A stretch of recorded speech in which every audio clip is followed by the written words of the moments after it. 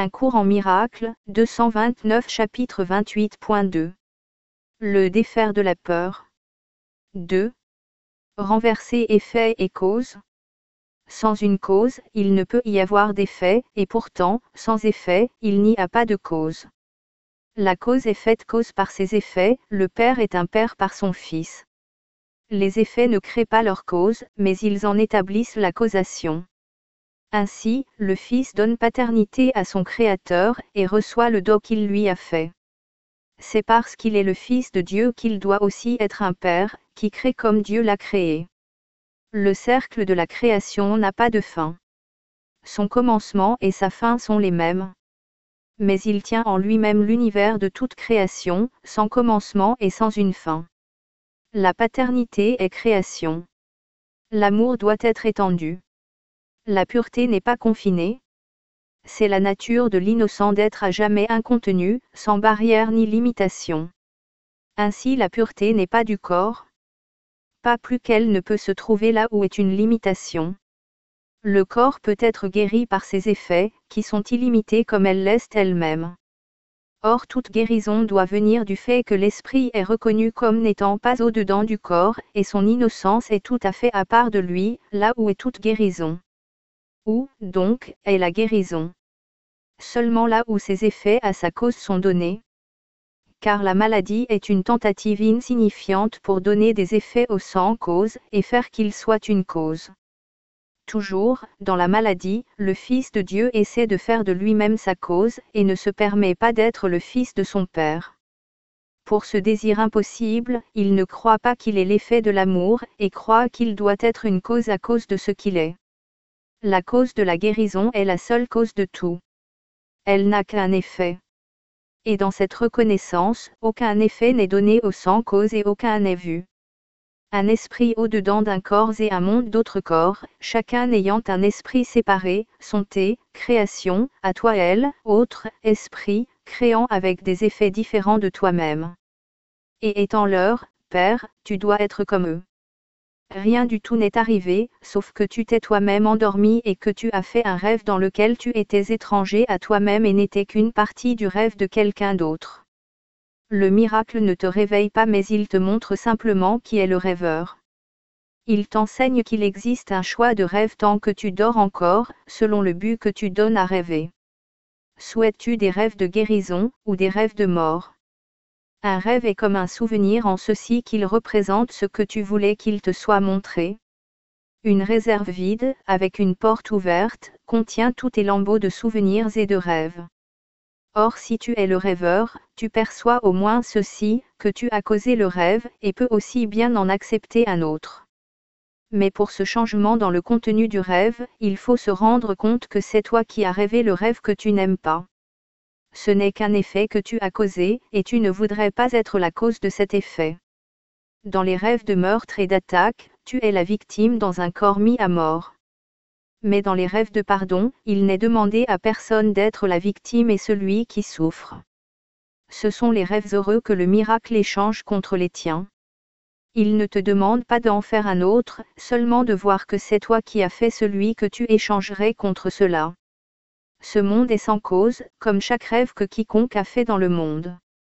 Il n'y a pas de plan possible et il n'existe pas de dessein qui puisse être trouvé et compris. À quoi d'autre pourrait-on s'attendre d'une chose qui n'a pas de cause? Or si elle n'a pas de cause, elle n'a pas de but. Tu peux causer un rêve, mais jamais tu ne lui donneras d'effet réel. Car cela en changerait la cause, et c'est cela que tu ne peux pas faire. Le rêveur d'un rêve n'est pas éveillé, mais il ne sait pas qu'il dort. Il voit des illusions de lui-même étant malades ou bien portantes, déprimées ou heureuses, mais sans une cause stable avec des effets garantis. Le miracle établit que tu fais un rêve, et que son contenu n'est pas vrai. C'est une étape cruciale dans l'approche des illusions. Nul n'en a peur quand il perçoit qu'il les a inventées. La peur était maintenue en place parce qu'il ne voyait pas qu'il était l'auteur du rêve, et non une figure dans le rêve. Il se donne à lui-même les conséquences qu'il rêve avoir données à son frère. Et c'est seulement cela que le rêve a rassemblé et lui a offert, pour lui montrer que ses souhaits ont été accomplis. Ainsi il craint sa propre attaque, mais il la voit dans les mains d'un autre. En tant que victime, il souffre de ses effets, mais non de leur cause. Il n'est pas l'auteur de sa propre attaque, et il est innocent de ce qu'il a causé. Le miracle ne fait rien que lui montrer qu'il n'a rien fait. Ce qu'il craint est cause sans les conséquences qui en feraient une cause. Ainsi cela n'a jamais été. La séparation a commencé par le rêve que le Père était privé de ses effets et impuissant à les garder puisqu'il n'était plus leur créateur. Dans le rêveur s'est fait lui-même. Mais ce qu'il a fait s'est retourné contre lui, prenant le rôle de son créateur, comme le rêveur l'avait fait. Et de même qu'il haïssait son créateur, de même les figures du rêve l'ont haï. Son corps est leur esclave, qu'il maltraite parce qu'ils ont fait leur les motifs qu'il lui a donnés. Et ils le haïssent pour la vengeance qu'il voudrait leur offrir. C'est leur vengeance sur le corps qui semble prouver que le rêveur ne pouvait pas être le faiseur du rêve. Effet et cause sont d'abord coupés l'un de l'autre, puis renversés, de sorte que l'effet devient une cause, et la cause, l'effet. C'est l'étape finale de la séparation, par laquelle le salut, qui va dans l'autre sens, commence. Cette étape finale est un effet de ce qui s'est passé auparavant, apparaissant comme une cause. Le miracle est la première étape pour redonner à la cause la fonction de causation, et non d'effet. Car cette confusion a produit le rêve et tant qu'elle durera le réveil sera craint. Et l'appel au réveil ne sera pas entendu non plus, parce qu'il semble être l'appel à la peur. Comme chaque leçon que le Saint-Esprit demande que tu apprennes, le miracle est clair.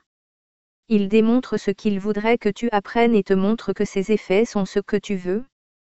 Dans ses rêves de pardon, les effets des tiens sont des faits, et les ennemis haïs perçus comme des amis aux intentions miséricordieuses.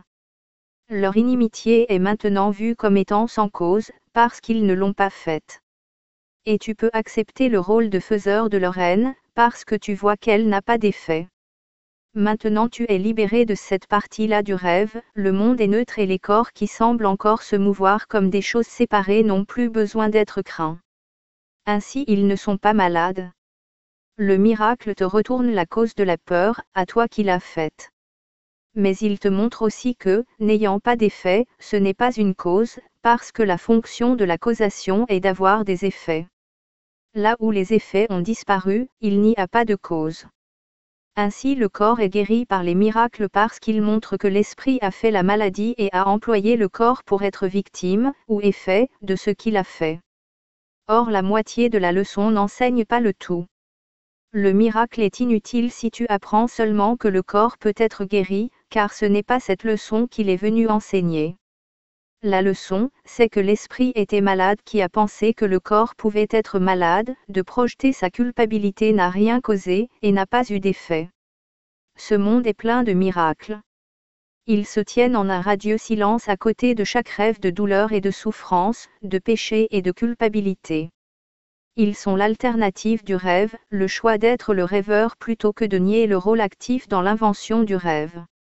Ils sont les joyeux effets d'avoir ramené la conséquence de la maladie à sa cause. Le corps est délivré parce que l'esprit reconnaît que, cela ne m'est pas fait, mais c'est moi qui le fais.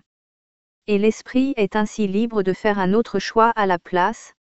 En commençant ici, le salut changera le cours de chaque pas dans la descente vers la séparation, jusqu'à ce qu'il soit revenu sur chaque pas, que l'échelle ait disparu et que tout le rêve du monde soit défait.